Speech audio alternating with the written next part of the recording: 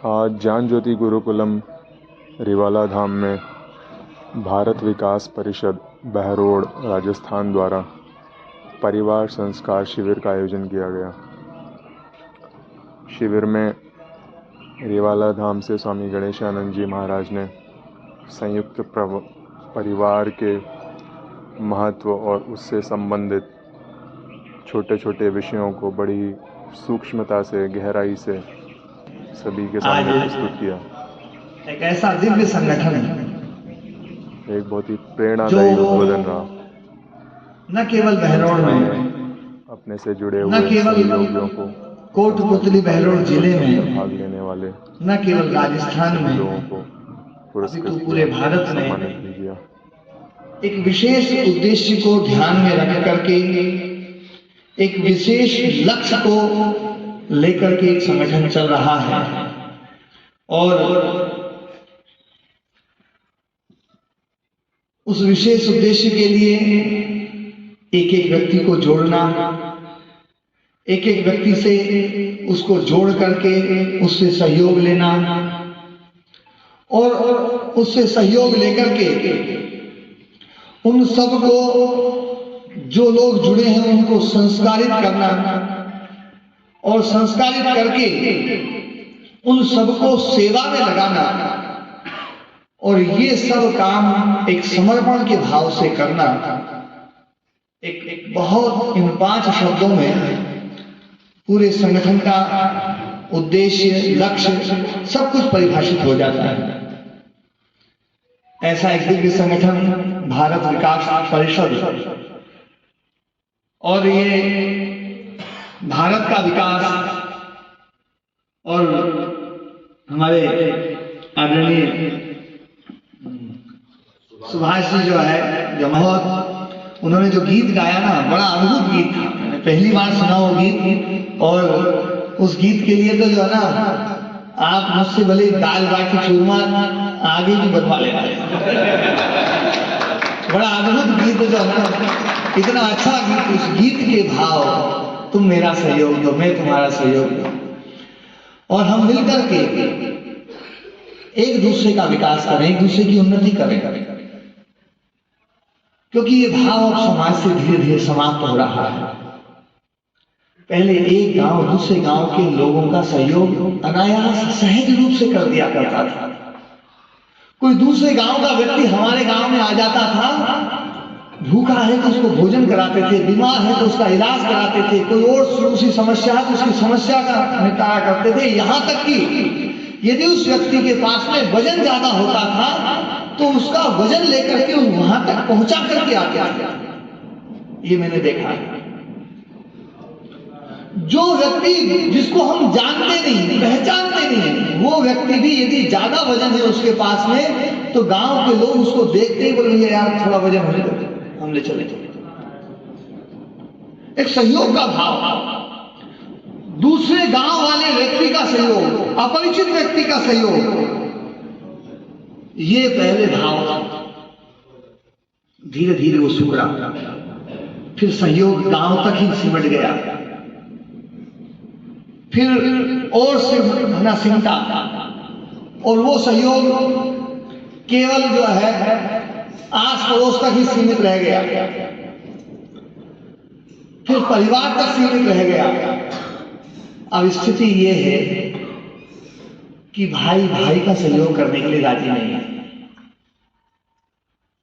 बिना किसी स्वार्थ के। कोई स्वार्थ है तो सहयोग कर रहे हैं, स्वार्थ नहीं है तो सहयोग का भाव खत्म हो गया। तो बहुत अच्छा गीत, मैं तेरा सहयोग दूं, तू मेरा सहयोग दे, हम मिलकर के कुछ काम करें। और ये भाव हमारे भारत का प्राचीन भाव, और इसी भाव के ऊपर भारत खड़ा हुआ। भारत अपनी उन्नति के लिए बात नहीं करता था। भारत तो जो है ना, सबकी उन्नति में अपनी उन्नति समझता था। यही भारत का भाव था। भारत की खोज, जो बात, जिस विषय को लेकर के ना प्रतियोगिताएं हो रही हैं, और जो विषय हमारा जो भारत विकास परिषद का एक प्रिय विषय है, और किसी भी भारतीय के लिए सबसे प्रिय विषय है सुभाष जी, कि ना जो है हम भारत को तो ढूंढे, और आज बड़ी समस्या है, कहते हुए बड़ा दुख होता है कि आज भारत में भारत ढूंढा जा रहा है, भारत में भारत खो गया है। वास्तव में भारत शब्द एक संस्कृति का पर्यायवाची था, एक परंपरा का पर्यायवाची था। ये वो संस्कृति थी जहां कोई जातिगत भेद नहीं थे, जहां कोई मजहबगत भेद नहीं थे, जहां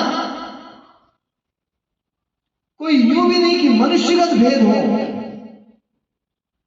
हमारी परंपरा तो वो थी जिस परंपरा में एक प्राणी और एक इंसान दोनों के लिए भाव जो है ना, दोनों के लिए भाव बड़ा एक उदात्त भाव कि भैया उसमें भी जीव है, जीव मात्र का कल्याण हो और सबके लिए हम सेवा करें। गीता का एक श्लोक है, विद्या विनय संपन्ने ब्राह्मणे गवि हस्तिनी शुनि चैव स्वपाके च पंडिता समदर्शिनः। देर से आएगा कोई बात नहीं, जो है पूरा आनंद लेंगे। भोजन करने का भी, भोजन देर से आता है तो देर से आने का भी आनंद लेंगे।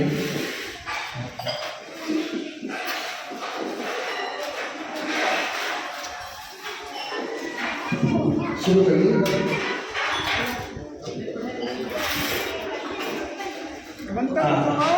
मंत्र पाठ करेंगे, वो नाच जोड़ लीजिए सभी। ओम ज्ञानमेवस्य सुष्मिनः तत्प्रधानं तारिषौर्यं घेहि त्रिपदे चतुष्पदे। ओम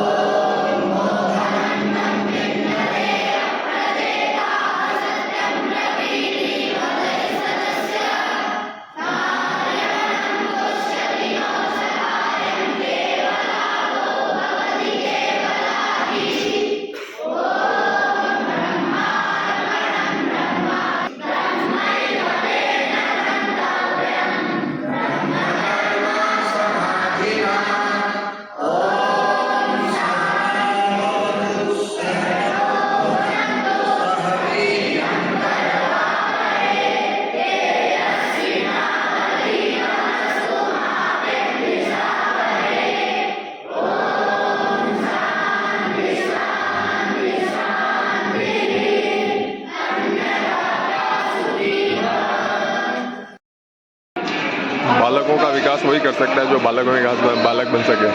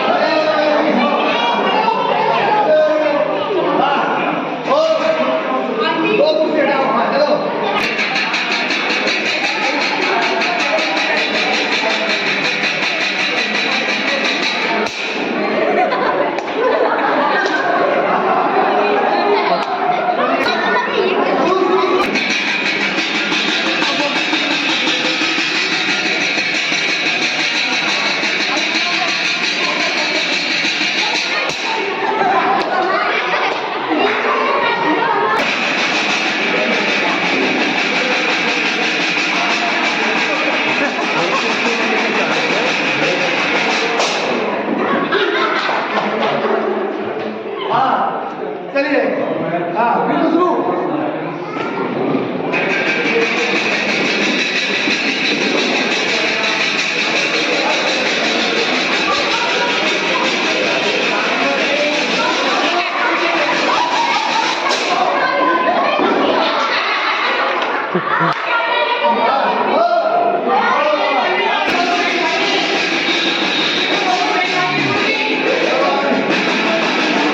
वापस आना चीटिंग होएगा, वापस आना अलाउड नहीं है।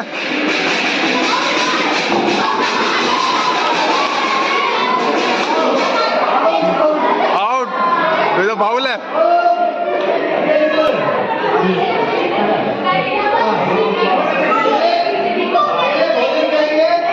भोजन के बाद